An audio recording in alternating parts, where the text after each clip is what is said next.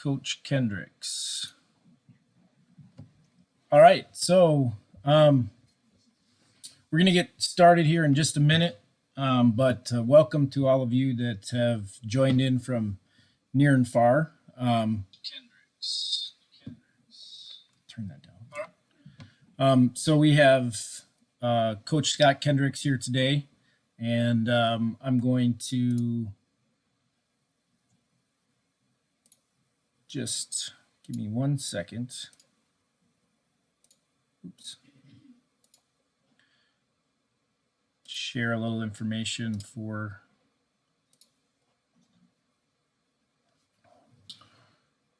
you all.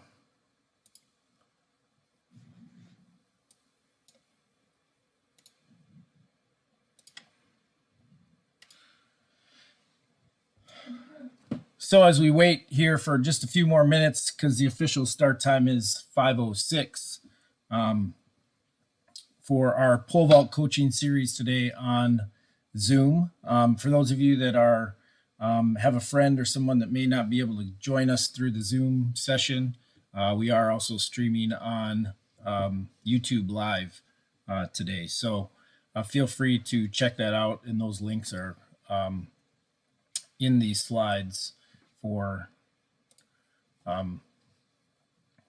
sharing out. So today we have Coach Kendricks, and he is our the coach of Sam Kendricks, Olympic and World Championship coach, and he's going to be talking about 10 things he learned on the way from the high school track to the Olympics. So really, without further ado, I'm going to pass it right over to Coach Kendricks and let him get started with the presentation. So, Coach, I'm going to stop sharing my screen and you can take over.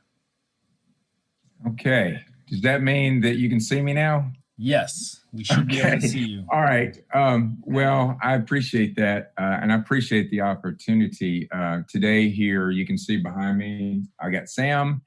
And in the back here, I got his little brother, Johnny. Johnny is here primarily to keep me from messing up the technology, because he, as a high school student, is really familiar with this Zoom stuff. And I'm not. I'm more of a pencil and book kind of guy. But anyway, I just wanted to say I appreciate the opportunity, especially in light of all the great coaches that are going to be joining the lineup as we proceed through this. So anyway, without chatting on too much more, let's go ahead and I'm just going to kind of jump right into this, and let's share screen. And I got to push share. All right. So can you guys see that? Yes. Okay, thanks, Todd. Just keep giving me the thumbs up, Todd, when you're the guy in the control booth. So, all right. So 10 things that I learned on the way from the Oxford High School track to the Olympics in Rio.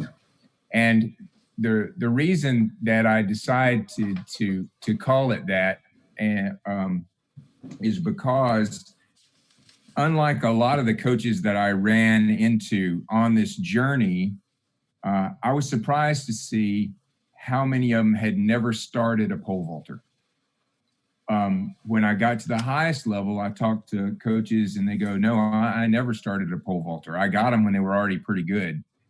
And so I had to learn so much as a high school coach. We were pretty successful. And as I was telling Joel, we actually sued our state of Mississippi to get girls pole vault. And back in 2005, we successfully did that. And when we started girls pole vaulting in Mississippi, lo and behold, I had a 12-year-old son who was needing an event. And I love the technical events as a coach because they score a lot of points. And of course, I'm selfish as a coach, and I saw Sam as maybe an opportunity for me to score points for like 5 years. And his brother Tom became a discus thrower. So I started to learn more, and I will say, what are you doing? Okay. Was that over your face or something? But I was just telling Joel yesterday that I probably learned more coaching young high school girls than any other group that I coached. And so from there, I coached a lot of pole vaulters. And then when Sam got to be a junior, he got pretty good. And so I had to continue to do a lot more research and learn a lot more, because as he was getting better, I was trying to stay ahead of him as a coach. And just as a teacher, like any teacher, I just like to learn. And I just dug into absolutely everything that I could in order to find out about the pole vault and different ways that people pole vault. So let me go ahead and see if I can grab this again and go back to that. All right. So, and if you have a question, I think there's a place for you to type it into the chat. And a little bit later, Joel is going to, hit us with some questions and we'll try to answer those. This is sort of my philosophy of all track events in the pole vault as well. How did we get to the Olympics? Well, it started out as an exercise and became an obsession.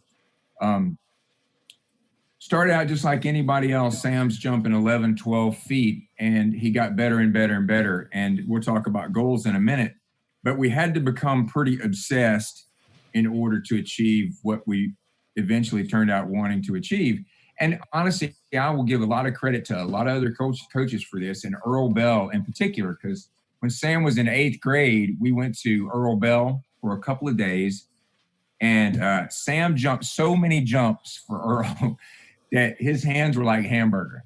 And we realized when we got home that we could jump way more than we were jumping.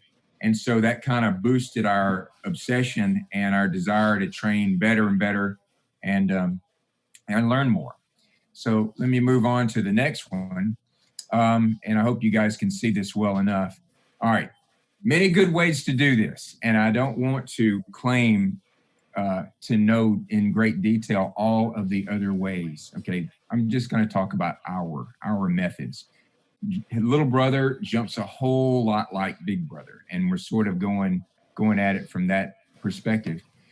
And you also have to remember, as it says here, and I'm not trying to be funny, for many years, almost everybody in the NCAA said that Coach Kendricks is doing it wrong and Sam is doing it wrong. So, but we just decided to put our heads down and continue doing our plan and hoped it worked out for us. Okay. But we studied everyone and we wrote down notes. I mean, we wrote tons of notebooks full of material. Maybe you can't see that. I'm holding up notebooks. But we learned from everybody we could. And then as Sam got better and better, we started asking some really interesting people some questions. And so I'm just going to point out some differences here before I move forward. You see on the left here is Piotr Lisek. He's a good friend of ours. He's a monster. He's a giant of a man. He jumps on the biggest poles we have ever seen. He runs 16 steps and he jumps 6 meters. Okay. Sam in the middle, he can jump 6 meters, and he's on the shortest pole on the Diamond League. Renaud on the right, he's French. He's a little smaller. He's really fast. He's really courageous, and he grips really high on these 17-foot poles. So all three men do it differently, all do it very well. And I promise you that all of these men are doing it the best they can with all they have. So anyway, it's kind of funny when you get to a place and somebody comes up and they've got a great suggestion, of how to improve somebody who's doing pretty darn good. And I always say, hey, you know what? We're doing the best we can with what we have, all we got. And we're looking at it pretty closely. Let me go back to share that. Pull it back up. All right. So moving on. Before we get to points, probably 1 through 5, I just wanted to say something about goal setting. You can see here, that's my notebook for the year leading up to the Olympics. But we couldn't see that. We couldn't see any of that when we first got started. I remember sitting next to, we went to the national meet when Sam was an 8th grader. we went to the national meet, and we were watching the pole vault, and we were just fascinated. A guy named Spencer McCorkle from Arkansas won it. He jumped 16.7. There was a hat full of guys jumping high 15s, and I remember Sam as an 8th grader looking up at me and going, "Dad, do you think I could ever jump in this meet?" And I said, "Yeah, I think if we work really hard and we dedicate ourselves to this, I think you can jump in this meet when you're a senior." And we were coming back every year with other good athletes from our high school, and we were watching these athletes, and we were watching Jack Witt and all these great athletes do cool stuff, and we were continuing to learn. Okay, but goal setting. Let me go back to my share screen. Goal setting. You see, in 8th grade, his goals were really simple. Score at a high school meet. We did that. 9th grade, make it to the state meet. We accomplished that. Medal at the state meet. Wow, that was big for us. And Sam got a medal at the state meet, but we couldn't see any of the future goals. Okay, one goal accomplished led to another goal, and that's kind of the way we built up all the way to the Olympics. You asked me when Sam was in 9th grade, did I think he could go to the Olympics? And I would say, that's a crazy question. So just setting a goal and writing it down and sharing with your coach is really important. We did them on index cards. When we were at Oxford High School, we gave every kid an index card and he wrote it down. And I remember when Sam was, before his senior year, he wrote down, "I want to break the state record. I want to jump 17 feet. Now, 17 feet, that may not seem like it's really high, but that's ridiculously high where we're from. And so Sam wanted to play soccer his senior year, and he's a good soccer player. And I said, "Sam, you're going to have to give up soccer in order to accomplish this goal."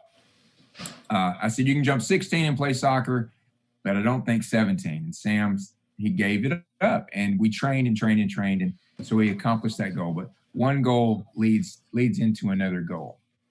All right, so let's go ahead and get to the first point here of our presentation. Point number one, it's mostly about the run. As anybody at the real high level will tell you, everybody can pole vault at the highest level. Everybody can pole vault. The question is, on any given day, who can run? Because the winds are usually weird, crosswinds, headwinds, and stuff in Europe. Who can run into a headwind? Who can run into a crosswind? Whose legs are jet lagged? Who has a small little injury? So those things make a big difference as to how you perform. It's mostly about the run. And I'm also shocked a lot of times when we get to meets in our state, our surrounding area, when we see people that are trying to, for example, jump 14 feet, run in 10 steps. And I'll go up to, or some young guy will ask me, "Hey, I want to jump 14 feet." And I go, "Well, you're running 10 steps." And he goes, "Yeah." And I say, "Well, you need to run farther." And because pole vault math is a step for every foot, you know? And so just there's some basic things that go along with pole vaulting well that you need to know. And that's just another thing that we learned kind of early on. If you want to jump 18 feet, you're going to probably run 18 steps. Okay. So anyway, the thing about the run, and let me go back to the presentation here. We use a lot of the same marks that everybody uses at the high level. Okay. You see, we use a start mark on the runway, and that can change during a competition depending on what the winds are doing, what your stride's doing, how good you feel. We use a middle mark. Most coaches use that. It's called a coach's mark. We use a takeoff mark, and the takeoff mark is what we call a zone of about 6 inches, three forward, 3 back of where we want to be. And if we can get in there, we feel like we can jump pretty well. But you know, I've seen coaches that are making so many adjustments trying to get them on that centimeter of the takeoff that a whole lot of things get out of whack as far as their jumping and the competition goes. So we kind of go with the zone for takeoff. Being perfect on the run is more important than being fast. That's one thing that I'm emphasizing young Johnny, because we're out of school now and there's no competitions. So we're really concentrating on getting his run as perfect as we can get it. And having the perfect run is going to put him in a position to have a great jump. So we practice the run a whole lot. And that's another thing that we got from guys like Earl Bell. And as you saw from that slide, running mechanics is a big thing. Coach Richie Mercado is going to talk about that later in this series. And I'm anxious to hear, everything he has to say about running mechanics. But I'm going to touch on just a little bit of what we do here. And if you don't mind, I'm going to kind of scoot that over. And I have no idea what you guys are seeing. So I'm, okay. Can you see that, Coach? Okay, I can't see you. This is a video of... not yet. You got to share your screen again. Okay, I'm sorry. Let me go back. Thank you, Coach, for keeping me... Okay, hang on. Bam. And I'm right here. See? Sam's keeping me honest here, trying to make sure that we get our... All right, so are we sharing? Coach, you got me? Can you see that? Gotcha. Okay, I'm so sorry, guys, about the technology. Like I said, I'm not a school teacher anymore, and I'm not, I'm not on top of this like everybody else in the world is. All right, so this particular video is from the Olympic trials in 2016, and I was telling Joel yesterday, I'm not going to put up a video of Steve Hooker or Maxim Tarasov or Brad Walker or anything, because I can't claim to know exactly what they're doing at that particular time, okay? But I do have some insight as to what we were doing, and I just want to share that, okay? So we're running here. Sam's running down the runway. Okay.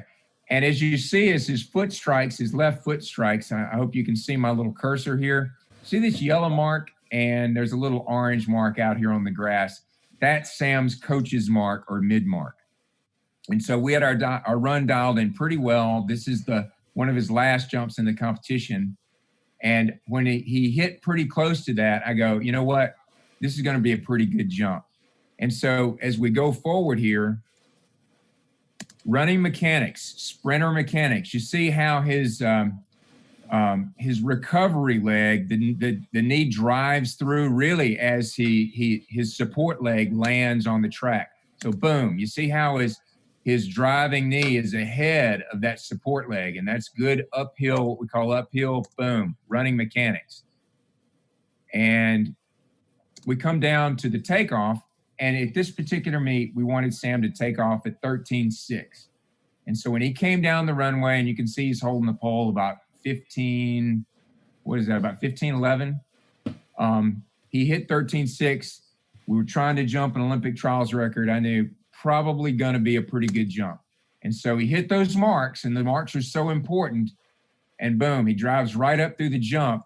And I tell Sam, I said, I think that's probably your highest jump, or one of your highest jumps of your life. That's 19.4.5, and he clears it by over a foot. Okay. So the run created that jump. As I said earlier, everybody at the high level can run. Everybody can run, but everybody can't run on any particular day. So the athlete that can run the best is probably going to jump really well. And I just play that for you one more time. Good front side mechanics, good uphill style running. He plants the pole fairly early, gets his hands up. He was on his takeoff mark. The marks made the jump. It transferred all the power up into the pole. And that's what you get out of a real dialed in run. And so, that's why we think the run is so important. And we talk about that, as point number one. If you have a question about that, we will be glad to talk about that as we proceed. All right, so moving on to point number two. And I hope you can see this. It's a picture of Sam. And I think I don't quote me, it's hard to tell with these kind of standards. Sam, how high is that bar? Was that an 80 bar? I mean, these standards, it's hard to tell. It's the 50, it's a 60. All right, Sam says that's a 560 bar. Okay, I'll buy that.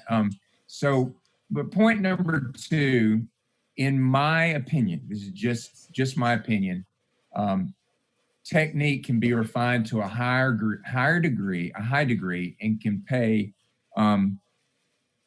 pay greater dividends than increasing the height of pole grip. I mean, over long term, obviously athletes want to grip higher, but only if you can do things right. Okay. And I get this all the time. Let me just unshare that.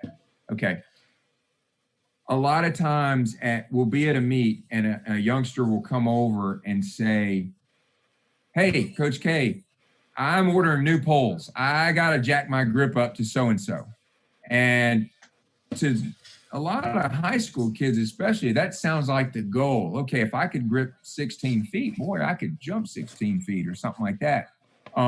But in my mind, as a high school coach and a college coach, and then later a pro level coach, I want to see somebody jump really well, because I tell Sam all the time, you jump well, you're going to jump high. And so I'll advise that young person, okay, go ahead and buy that pole, get that pole ready to go, but don't give up where you are now, because you can get a lot better. You can become a lot better jumper right where you are. Okay. So how do I get that back? Right there. Okay. So boom. All right. So we're back here on the presentation. All right. So and just to kind of drive home that point, and I was telling Joel this when we were talking yesterday. I believe that so much. I really, really do. And I'm not just trying to, we jump a lot like high school jumpers. We do. We really do. We just try to do the basics really, really well. Okay. There's no smoke and mirrors about what we're doing, honestly. But when we went to London for the World Championship, Sam had to go to the pole in the prelim that he jumped 6 meters on. And in my mind, I go, oh my gosh, that is a huge pole to jump on in a prelim.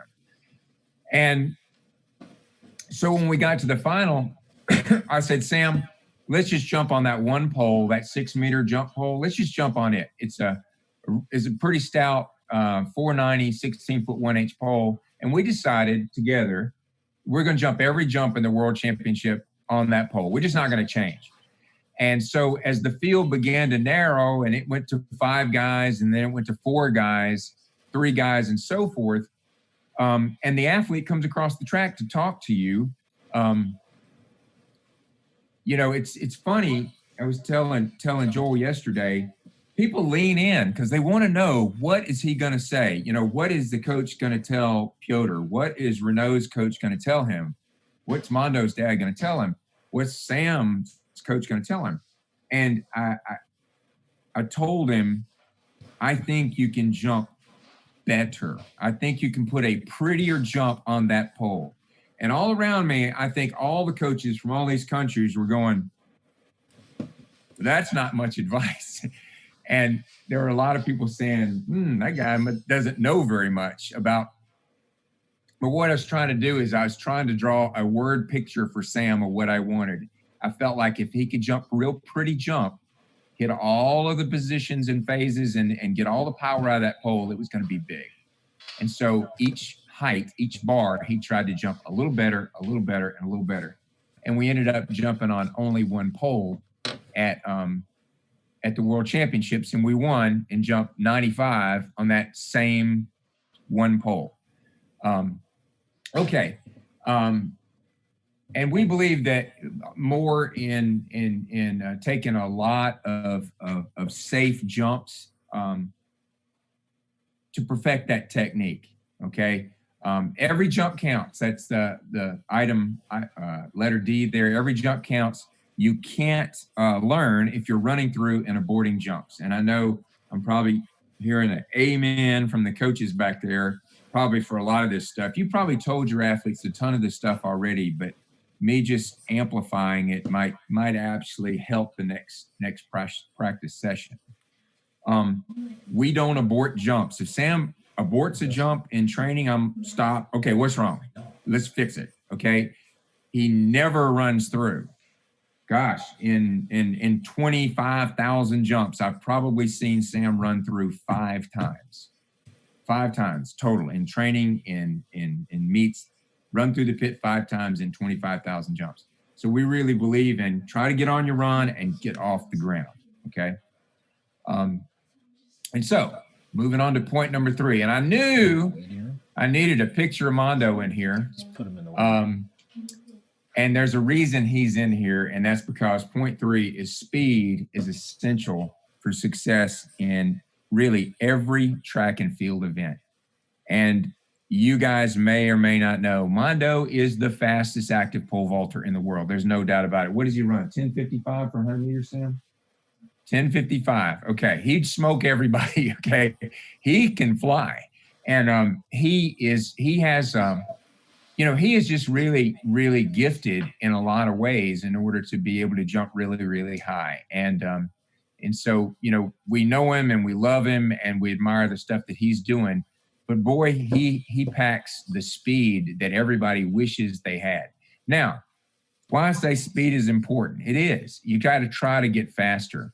And as I told Joel the other day, when we were sharing, Sam's in 2014, we went to the USA Championship, and our goal was to win in 2014. Sam was a junior at Ole Miss, and Sam did win. He jumped real good, and he won. And then we got together with Dr. McGinnis from USA Track and Field Performance Analysis. And when we sat down with him, he said, hey, I got good news and bad news for you. Sam, close that door if you would. Okay, we're good? All right. So he said, Coach, Sam was the most efficient pole vaulter in the contest, bar none. One of the most efficient that we've seen, actually. But the bad news is he was the slowest guy out there today.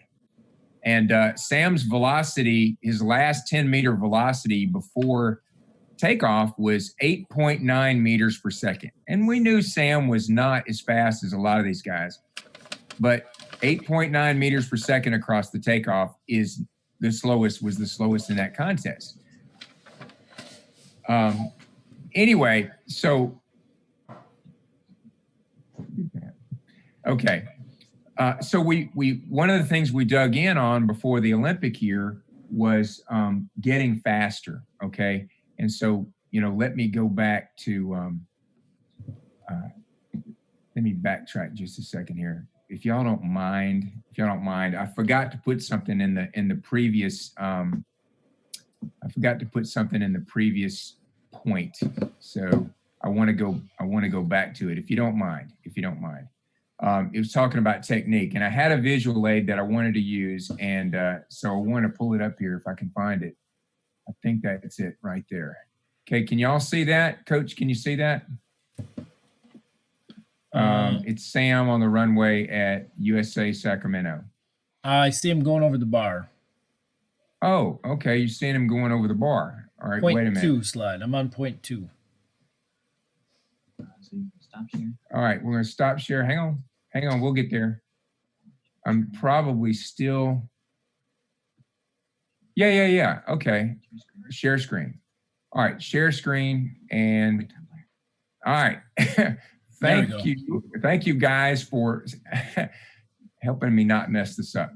All right, so I'm just going back to talk about technique efficiency, jumping better. Okay, and the reason I wanted to use this particular piece of video is this was the moment, this is the jump where Sam was the first guy ever to jump 6 meters on a 16-foot pole. Now, our buddy from Australia, Paul Burgess, did it on a 5-meter pole, but it came sort of an obsession for us. We thought we could do it on a 490, a 16-1 pole. And so just talking about efficiency is obviously jumping well, but also running well. So I'm just going to kind of run through this, and hopefully, is it going to work? Yeah. So good mechanics coming down the runway. He hits his mark, okay? Bars at 6 meters. And efficiency, that was one of the most efficient jumps probably that Sam ever put together. And the things that we've been working on for 10 years kind of all came together, and you can see the gap that it gets from basically his hip height to where he was holding on the pole. Okay. And it turned out to be like 4 feet 7 inches or something like that. And for years, that's what we were striving for. Is we said, can we jump a meter over our grip? Can we jump 1.1, 1.2 meters above our grip? And that kind of became an obsession for us to try to do that. All right, so I'm going to stop share there, and Sam, my presentation. All right, share screen. Got it. Oh, thank goodness. I got good help here. All right, so going back to speed. All right, and I know some other coaches are going to talk about this. 0.3 is speed. Plyometrics, helps develop explosive speed. We use a lot of plyometrics. Weight training is also effective, and I say to a point. And the reason I say that is because this dude right here did very little weight training, okay? Now, we didn't know that because he was a real young guy, okay? I know that Sam did very little serious weight training before the Olympic year of 2016. And he had been jumping for 10 or 11 years. But we did much more plyometrics and body weight training. We did rings, we did high bar, we did, just a lot of core stuff and just various types of things that did not involve going in the weight room and stacking a bunch of weights. And so weight training works for some people, but I personally don't like to see people doing it too early as part of their dedicated pole vault program in high school. But having said that, when I first became a coach in high school, and they didn't have girls pole vault, it was only boys, I used to cheat. I used to go to the football team and I get me a wide receiver, a DB who was strong and fast, and I teach him to pole vault. And I could teach a guy to pole vault in about a month and he could score points for us. Okay. And they were doing the weight training for football. Okay. But as far as what we have done, and people want to know, what did Sam do? We just didn't do much weight training. We got strong, got a grip like a gorilla, but we just didn't do much weight training. Okay. So let me go back and share screen again. Grab that again. Okay, and those are the top 3 for everybody. I don't care if you're 9th grade all the way through the Olympics. That's pretty much, well, I don't know. I know speed is going to be up there for everybody. The run is going to be up there. I put technique up there really, really high as well. All right, point 4. I'm going to move on to point 4, and we're going to get to some questions here in a second. I always told Sam, the German word for pole vault is high jump with a pole, right? And that's kind of the way I always looked at it for Sam, is I want a pole to get him up there, and then I want him to make the bar, okay? Get up there, but bar clearance is a real skill. And I know there are several guys that are really good at it. Mondo's great at it. Sam's pretty good at it. Some other guys. But it is a skill, and you can get better at it. But the only way to get better at it is going to be to do it. When I was, my first day of pole vault practice when I was coaching in college, everybody warmed up and I said, okay, where do you want the bar at? And my girls looked at me like I just said, we're going to jump off the building. Okay. They go, we can't jump bars on the first day of practice in the fall. And I go, yeah, we can. We're going to. As a matter of fact, I just want to know where you want to put the bar. And so they wanted it pretty low. And so we put them pretty low. And you know what? Pretty soon they developed less fear of the bar and they became better jumpers, I think.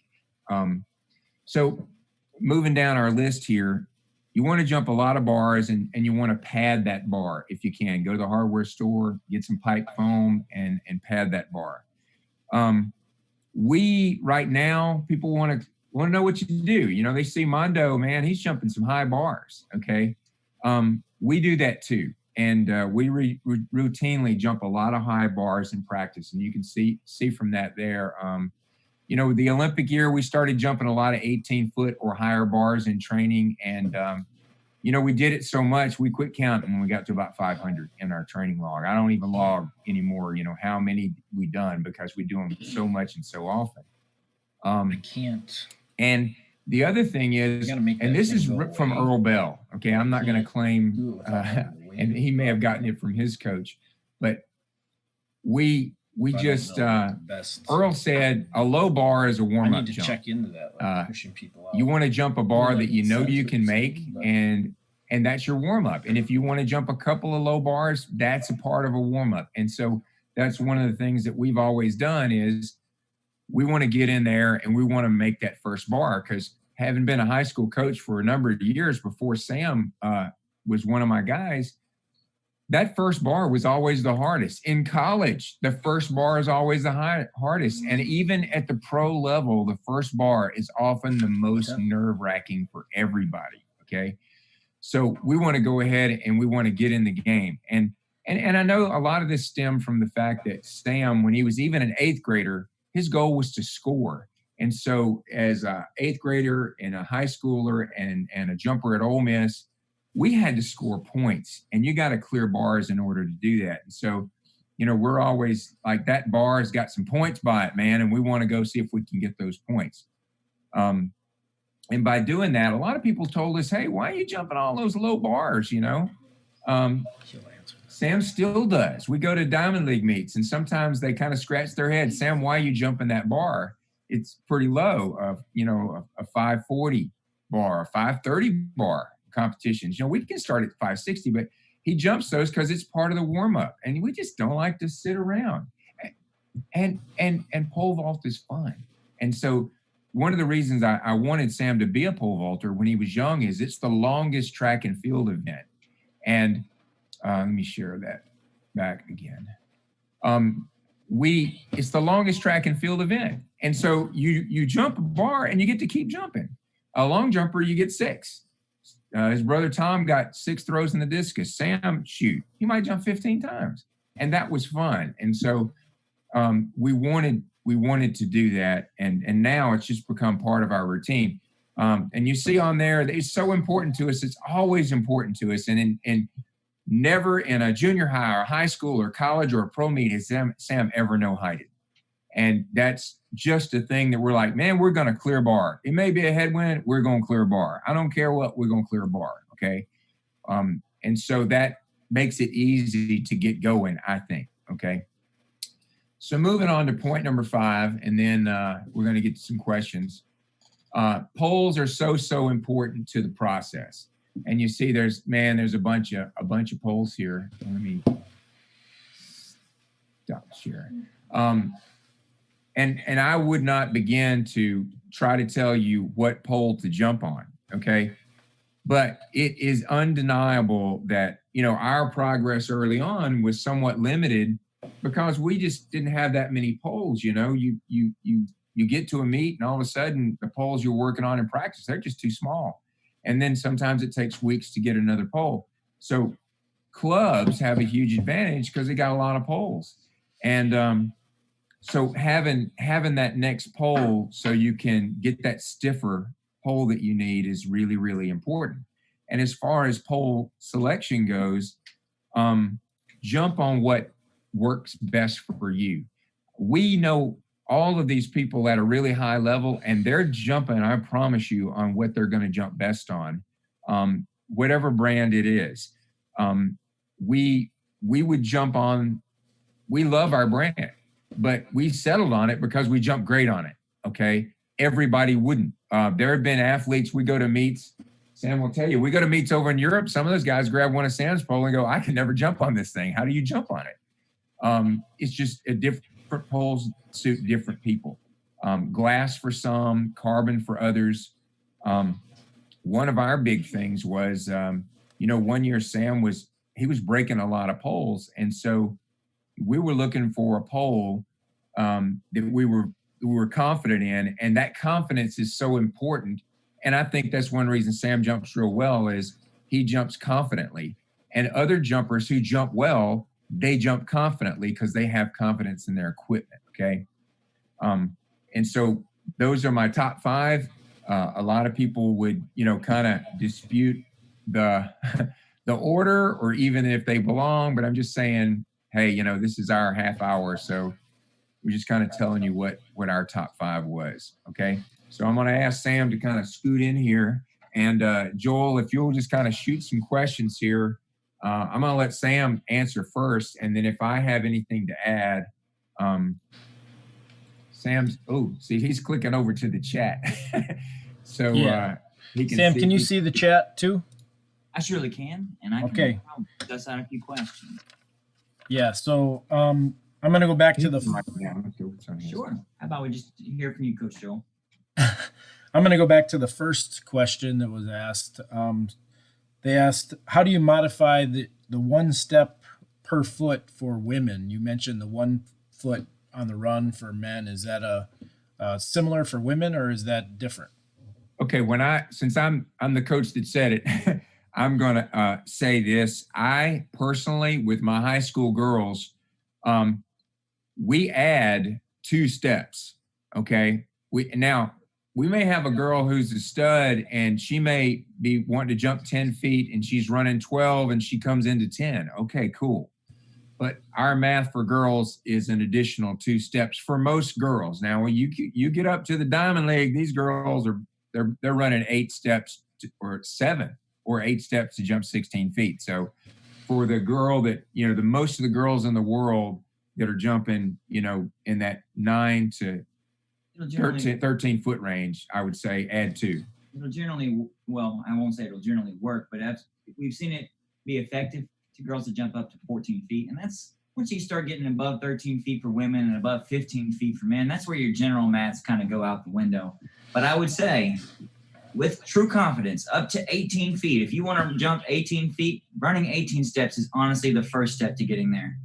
Competing at an even higher level, just running on with this question, running 20 steps is kind of like the pro level. If you need that final gear and you want to jump that bar to be competitive and you're right on the cusp, if you can harness 20 steps, 150, 140 foot run, it might be the thing that puts you over the edge. Okay. Thank you. Another one is athlete that's in here today said they don't have a coach, and so he, does a lot of things at home at practice by himself. He was wondering, or they were wondering, I should say, if you have any suggestions for someone that doesn't have a coach. I do, because I can tell you, I was a young pole vaulter that had to try to find out so many things myself, and so I just started. Back then, we had this thing called a book, and you go to the library and you check it out. Sometimes they had pictures. They still have those, but there's, our friend Sean Francis wrote this book. I would recommend, if you're a young vaulter, if you don't have a coach, you better have this book. I mean, it's really good. I mean, I bought one of the first copies. Another thing is there's some great, and I'm not plugging anything for anybody, but our buddy Jeff Hartwig, this is still available. I mean, Jeff Hartwig's pole vault video is amazing. Earl Bell has one. Stacy Dragila has one. YouTube is pretty amazing. And once you get an idea, once you're jumping decently, this technology is so amazing. You can watch yourself, and I often tell athletes, your brain is your best coach. And you can see what you're doing, and when you're away from the sport, your brain is processing and figuring things out. And if you can see yourself jump, you go, oh my gosh, I keep stepping under, or oh my gosh, all of a sudden you say, gosh, my grip is way too low. I can handle more pole than that. A lot of these things you can figure out yourself, and also getting together with other jumpers. I have seen a jumper without a coach at a track meet improve 2 feet simply by watching and talking to some other jumpers who are doing pretty well. Okay. So those are just some of my suggestions. All right. You talked about journaling, and that's one of the things that kind of stuck with me from our conversation yesterday. I wrote down that you were a numbers guy.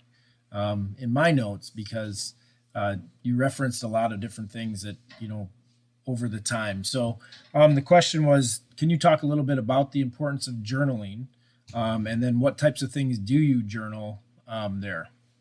Okay, Sam. So the journaling for the sake of journaling is no good to help you in sport. It can really help you focus for a lot of reasons.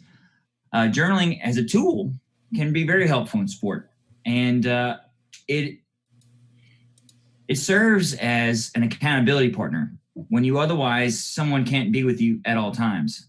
And even if you have a coach, even if you have a team, a journal where you hold yourself accountable is typically a good way to see when you're messing up. But twofold. When you don't always have a phone, and we've always had some form of video, we found some way to video, whether it was either a shoulder-mounted VHS or a small camcorder or now cellular devices. A journal allows you to reflect honestly on how you were at that moment. And part of the relationship that he and I have is that I can't remember all the times that I've been good, I've been poor, or I've been in between any given day. We just aren't built like that. We just aren't built to remember all the things we learned from. And with a little bit of time and patience, and this takes time and patience to actually use a journal as a tool, you can go back and see, where was I strong? What actually worked? And that is the final key to being a good journaler and a good athlete at the same time. How do I actually make this help me? It's a pen and paper can't help you pole vault, but what you do with it can help you think about your event. Just like a video, watching it every time is worth jumps on jumps on jumps when you wouldn't necessarily be able to harness the muscle memory. But he has been able to go back and say, for 3 weeks up to the Olympics, these are the workouts we did. They worked. Why did they work? And then we were able to do them again. Even if we ran out of ideas, we could go back to old ideas and start from there. Ideas. Okay.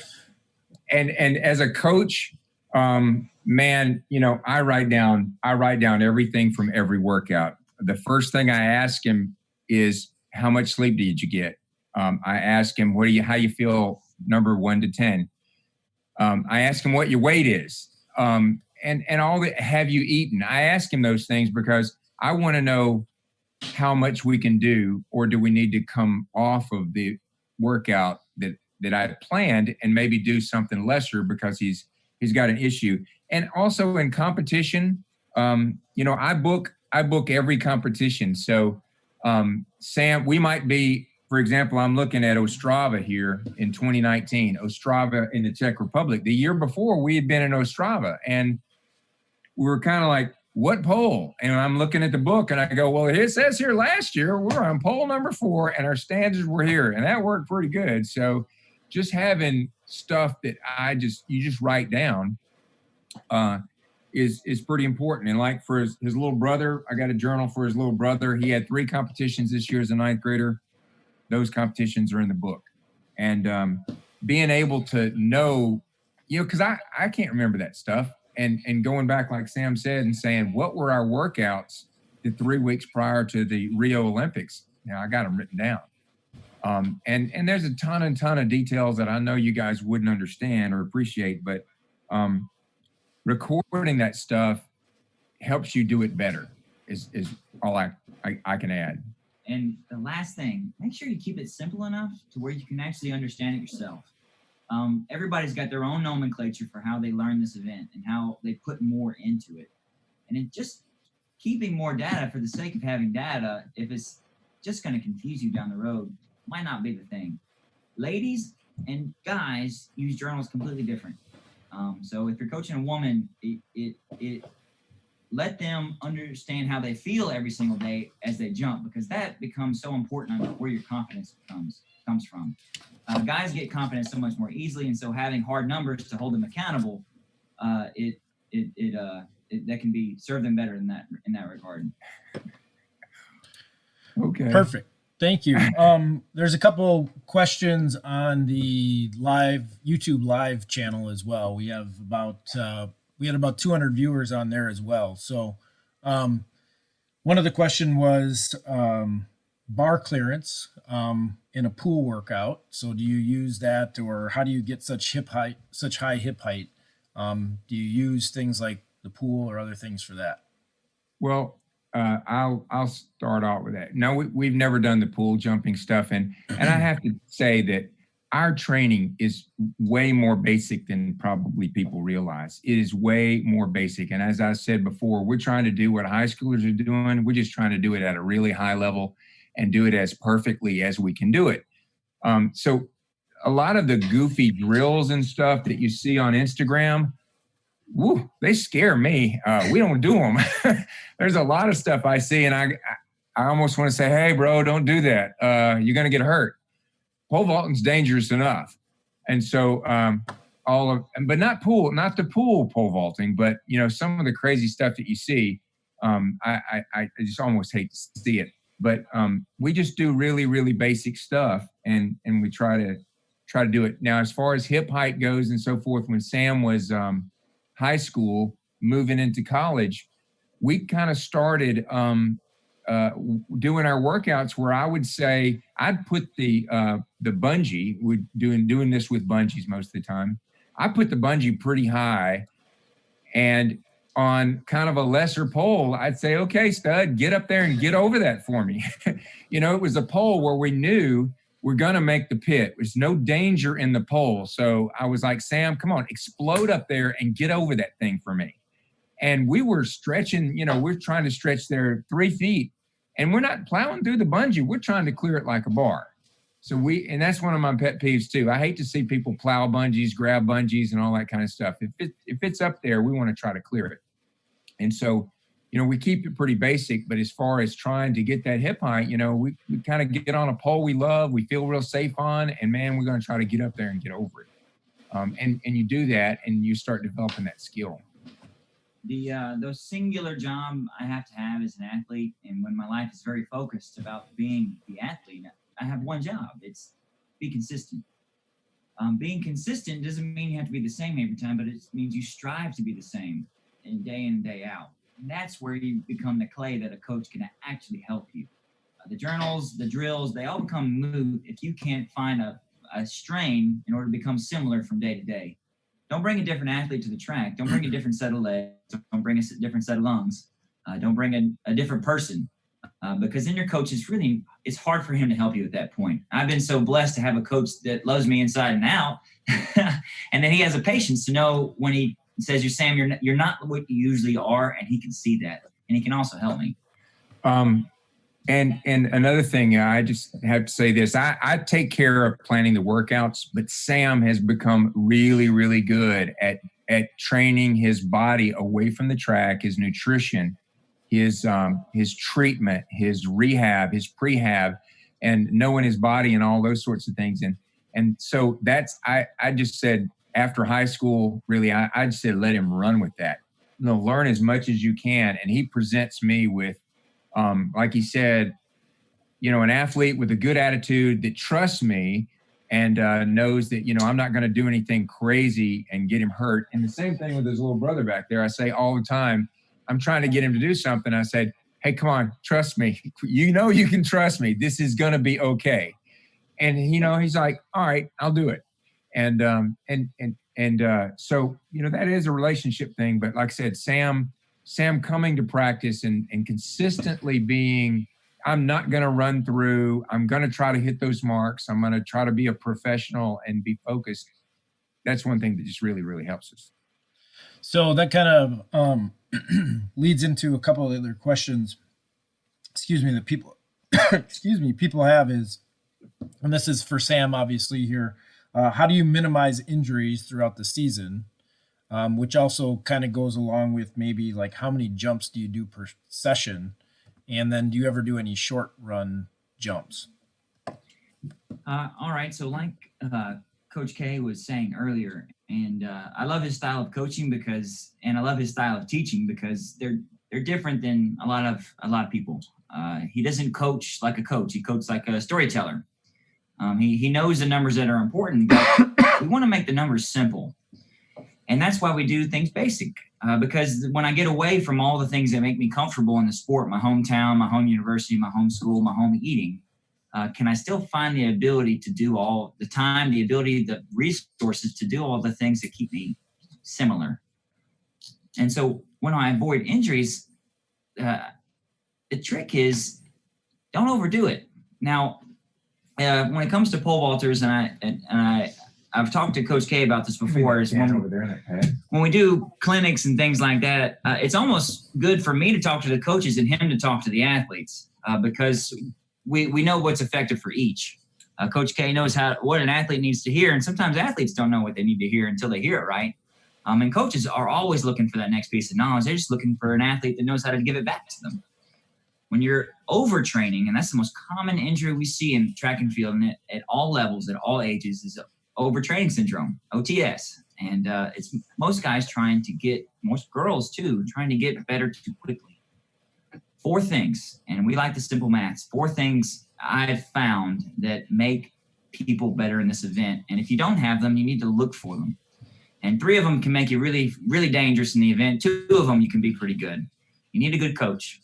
You need facilities to train. You need access to poles. And you need time. And a lot of people try to skip the 4th one. And the 4th one is honestly one of the most important. When I was 12 and I started this event, I could not envision even doing a single thing that I could do now. And if I had tried, I would have been hurt, and I was hurt many times. But I was never hurt seriously on the track. I was never hurt seriously in the event. I was always hurt doing something else. And it taught me to take real accountability of where my pain was, because I've had a lot of it. And we don't care to go into those stories because when you win a world championship, nobody cares about those things. When Sam was young, his nickname was Stitch. And he only got sewed up twice at pole vault practice. We actually left pole vault practice twice to go get him sewed up at the ER and then came back. I fought both times. But I'm just saying that he got hurt away from pole vault most of the time. But and I would also say this, Sam and I, you can count the arguments that we've had on one hand, and almost every one of them has been about safety. And that's where he as an athlete is want to blast, and me as a coach wants to make sure that we get back on the plane to go to the next one. Okay. And I'll just, sometimes you just got to know when to say when. And I this is kind of a goofy story, and Sam, don't get mad at me for saying this. We were in London for a meet right before the Olympics, and Renault was lights out, lighting it up. Oh my gosh, he was so good. Sam was kind of struggling, but he was in second, okay?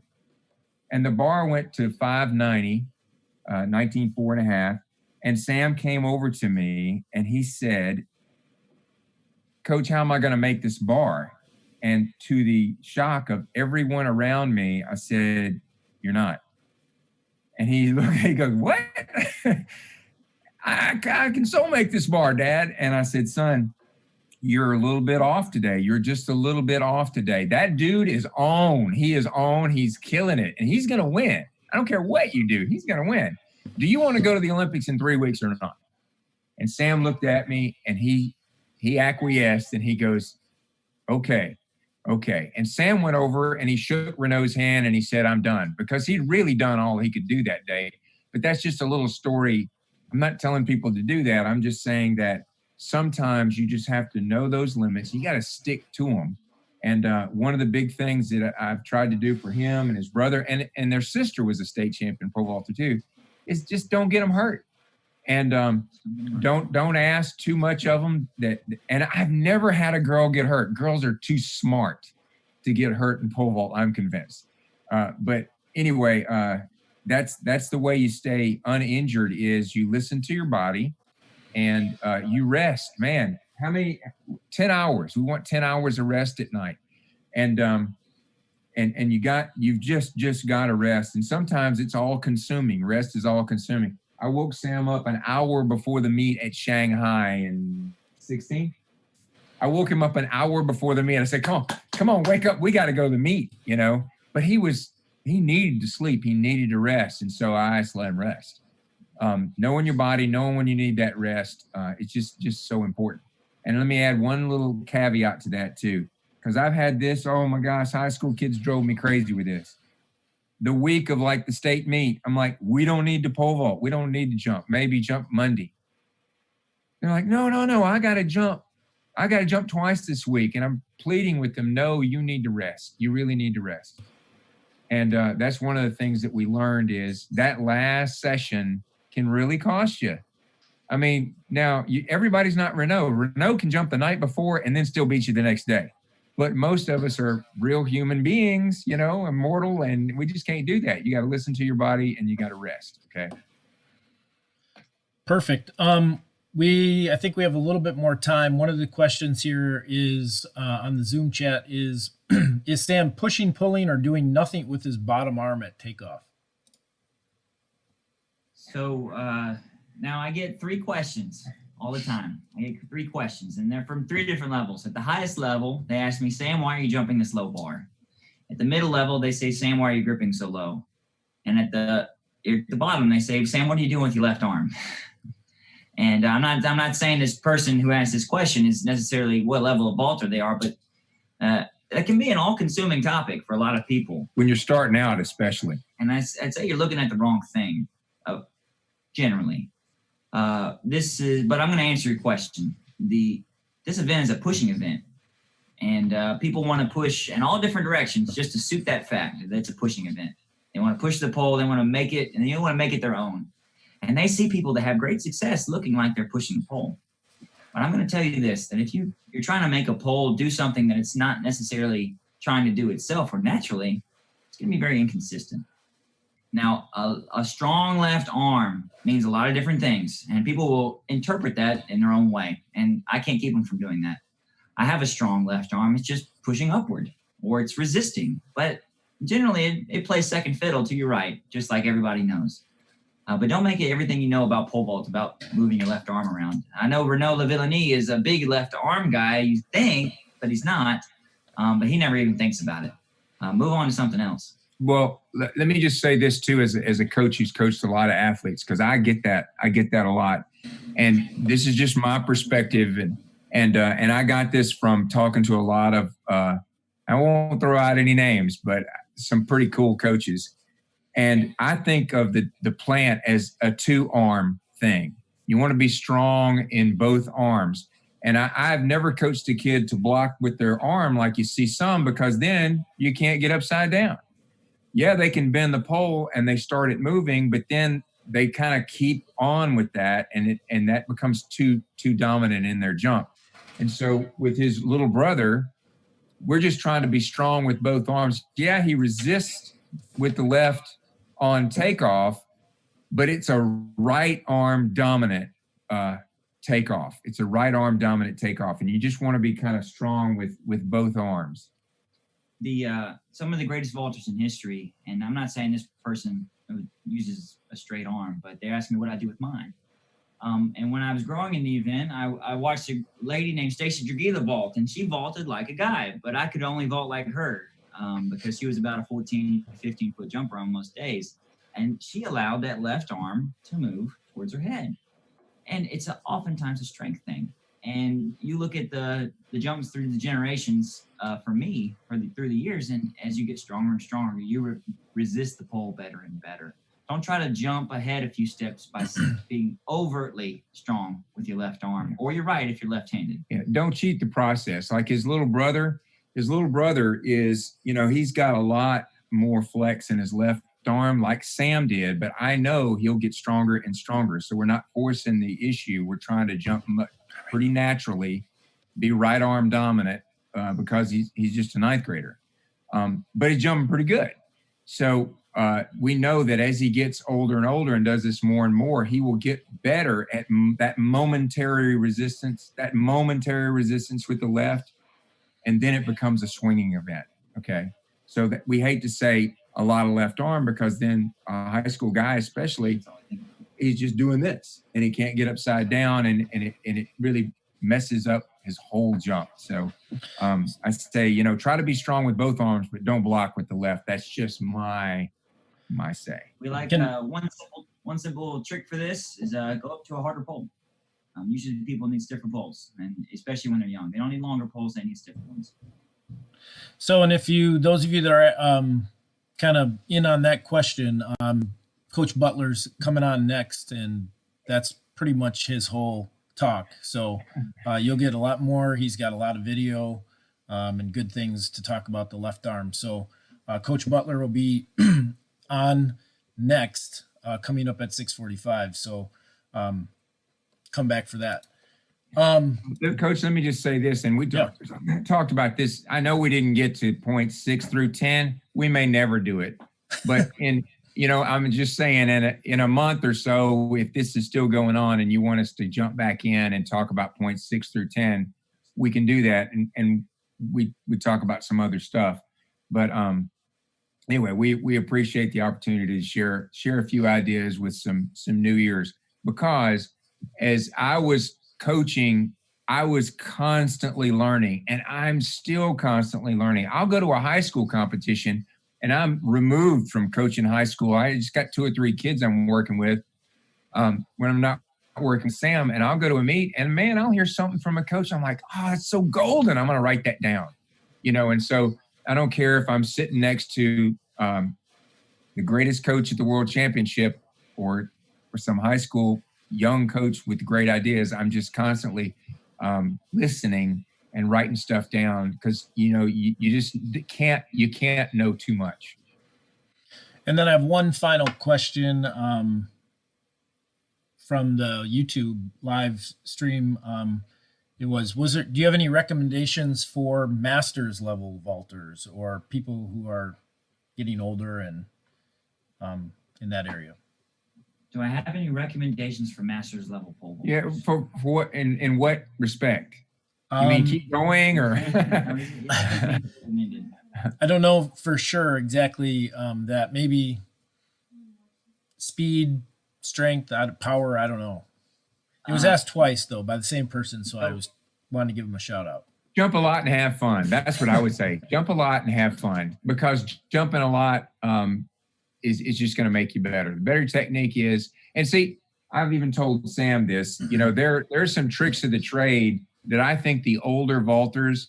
Jeff Hartwig was in the Olympics at 40. You don't think that guy knows some tricks?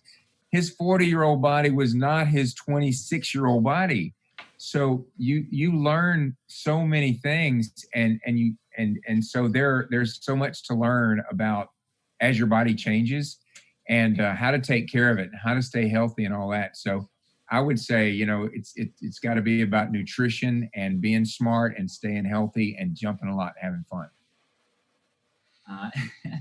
There's a few reasons you jump as a master. I've talked to a few of you guys and ladies. You do it for to get out to meet people, or you do it for the glory. Absolutely for the glory. Stay connected. Stay connected to the sport. There's 2 things that you don't really get to experience in your daily life, and that's man-to-man competition and learning something new. And this event presents that, and it's going to keep me in it for a long time. But I don't know if I'll ever be a masters jumper. I'd certainly love to come officiate one day. Y'all have a good day. Coach, thank you very much. John in the back there, thank you for sitting in through the whole thing. Well, I got one question for him. Okay. I got a personal question for him is, what's it like having a brother that's a world champion and a dad that's a world champion coach? Be careful. I don't know. It's not that much different. I mean, I get to see them all the time. It's not like they're like, I don't see them like everybody else sees them. Like, he's not super special to me. He's just not doing better. Well, and I'll just tell you, we're at the Olympic trials. No, was it trial? Yeah, it was at the trials, and he wasn't even paying attention. He was younger. He wasn't even paying attention. His mom goes, hey, your brother's about to jump. And John Scott says, come on, Mom. I've seen it 1,000 times. He jumps, he makes the bar, everybody yells, but I will say this about John Scott is that he has his goals. It's easier for him, kind of like the Duplantis family. Man, they're full of pro athletes. It's so easy to see those cool goals, to see yourself doing certain things. And he can see himself doing a few things simply because he's seen the path that his brother has trod. And it just kind of makes it easy for him to, because I said the other day, I said, hey, we're going to make nationals. And he's like, yep, we are. Because, you know, he could see it. His brother did it. You know, our big goal for John Scott, he's a ninth grader. Our big goal is to get him on a college roster in 4 years. That's the big goal. Get him on a college roster. We're not saying we want to be this guy or that guy or jump this high or that high. We want to jump pretty good and get on that college roster, because that's the next step, you know, that we want to make. And being on a college track and field roster is a pretty cool place to be on campus. Me as a coach, Sam as an athlete, you know, it's pretty cool. And so that's kind of a goal that we can shoot for. All right. Well, thank you, Coach. I'm going to transition a little bit over here to just as an advertisement for, like I said, our next up and coming presenter, which is going to start at 6:45. As many of you knew on the Zoom, it was standing room only. So, you know, get there early and I'll let people in as soon as I can. Otherwise, if you can't get over to the in the Zoom, you can get to the YouTube live channel and you'll see it all. And we're taking questions in both places. So thank you, Coach. And thank you, Sam, and thank you, John, for all that you did today and all the planning. And is this David's new book we're looking at here? This is David's new book, yes. Oh, cool. So he's going to talk about elasticity at takeoff and maybe show us a little bit more of his book. Maybe not, I don't know. He sent me that video, so I threw it in there. That's a must-have. That's a must-have right there.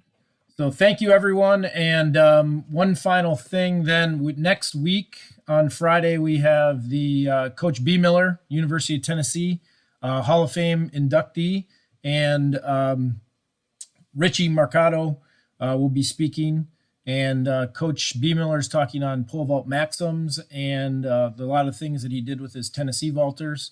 And then Richie will follow him up with elemental sprinting related to PV issues, posture, hip action, and motor control. So thank you for everyone that joined us tonight, and hopefully you can join us again next Friday, same time, same place.